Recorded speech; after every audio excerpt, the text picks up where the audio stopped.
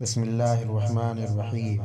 تفریح الخاطر میں ہے کہ ایک دفعہ غوث اعظم کے زمانے میں بغداد میں طاعون کا مرض ظاہر ہوا اور یہ بیماری اتنی پھیلی کورونا کی طرح کہ اس نے اس قدر زور پکڑا کہ ہر روز ہزار ہزار آدمی اور عورتیں مرنے لگے۔ لوگوں نے حضرت غوث اعظم سے عرض کیا، حضور خلق پر رحم فرمائے، اس پریشانی سے ہمیں چھٹکارا فرمائے۔ فقال يسحق الكلاء الذي حول مدرستنا ويؤكل ويشفي الله به الناس المرضى۔ تو آپ نے ارشاد فرمایا، ہمارے مدرسے کے ارد گرد جو گھاس ہے اس کو رگڑ کر اوپر لگاؤ اور اسی کو کھاؤ، اللہ تعالیٰ بیمار لوگوں کو اس سے شفا دے دے گا۔ اور فرمایا، من شرب من ماء مدرستنا قطرة يشفي اللہ، جو شخص مدرسے کے کنویں کا پانی پیے گا اللہ تعالیٰ اس وبائی مرض سے اسے بھی شفا عطا فرما دے گا۔ بس لوگوں نے آپ کے اس فرمان پر عمل کرنا شروع کیا، فوجدوا شفاء کاملا، تو لوگ مکمل اس سے شفا یاب ہونے لگے۔